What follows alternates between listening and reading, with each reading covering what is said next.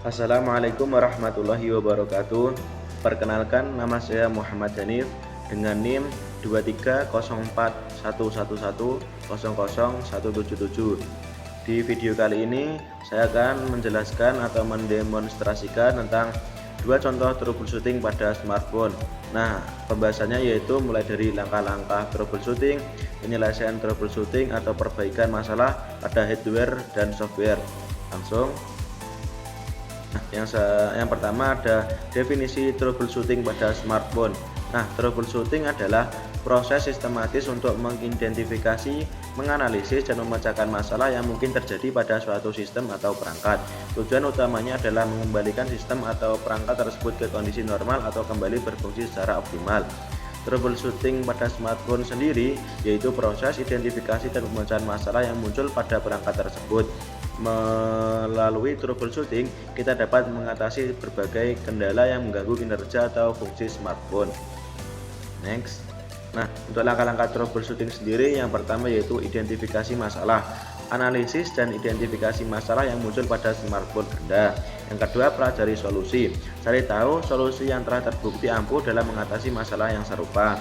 Yang ketiga, terapkan solusi, lakukan langkah-langkah perbaikan secara sistematis dan pantau hasilnya.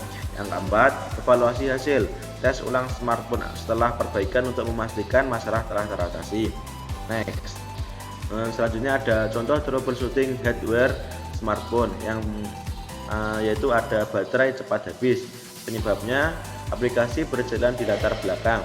Aplikasi yang terus berjalan di latar belakang meskipun tidak digunakan dapat menggunakan daya baterai secara signifikan. Yang kedua ada fitur nirkabel aktif secara berlebihan. Penggunaan fitur nirkabel seperti Bluetooth, Wi-Fi, dan GPS secara berlebihan dapat mempercepat konsumsi daya baterai. Yang ketiga ada baterai yang sudah tua atau rusak. Baterai yang sudah berusia atau mengalami kerusakan dapat menyebabkan masalah daya. Baterai yang melemah mungkin perlu diganti. Yang selanjutnya ada pengaturan kecerahan layar yang tinggi. Layar dengan kecerahan yang tinggi dapat memakan daya baterai dengan cepat. Yang kelima ada aplikasi yang tidak optimal. Nah, beberapa aplikasi mungkin memiliki bug atau masalah yang menyebabkan mereka mengonsumsi daya baterai lebih dari yang seharusnya. Nah, ya, untuk troubleshooting atau penyelesaiannya, yang pertama ada periksa penggunaan baterai. Buka pengaturan baterai pada smartphone Anda untuk melihat aplikasi atau proses apa yang menggunakan sebagian besar daya baterai.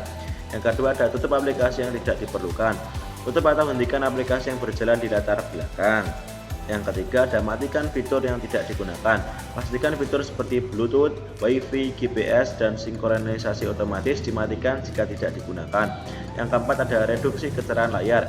Kurangi kecerahan layar atau aktifkan mode hemat daya Anda. Yang kelima ada hentikan aplikasi yang berjalan di latar belakang. Nah, beberapa aplikasi terus berjalan di latar belakang meskipun tidak digunakan. Gunakan manajer tugas atau pengelola aplikasi untuk menutup aplikasi yang tidak perlu. Next. Yang selanjutnya ada contoh troubleshooting software pada smartphone, yaitu ada app crash.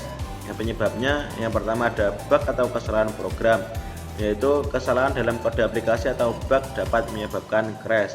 Yang kedua ada kekurangan memori atau sumber daya, kurang RAM atau ruang penyimpanan yang cukup dapat menyebabkan crash. Yang ketiga, koneksi internet tidak stabil. Jika aplikasi memerlukan koneksi internet dan koneksi tidak stabil, aplikasi dapat crash.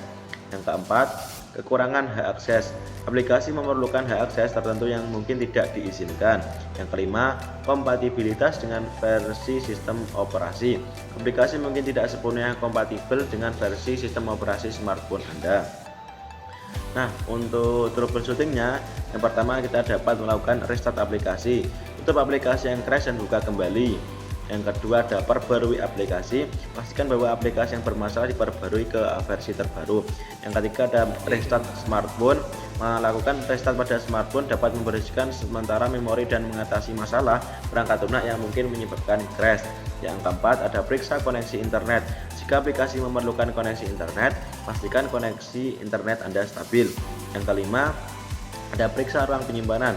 Pastikan bahwa smartphone Anda memiliki cukup ruang penyimpanan yang tersedia, dan kekurangan ruang penyimpanan dapat menyebabkan aplikasi crash. Nah, itu mungkin dari saya. Bila ada kesalahan kurang lebihnya saya mohon maaf. Sekian dan terima kasih. Wassalamualaikum warahmatullahi wabarakatuh.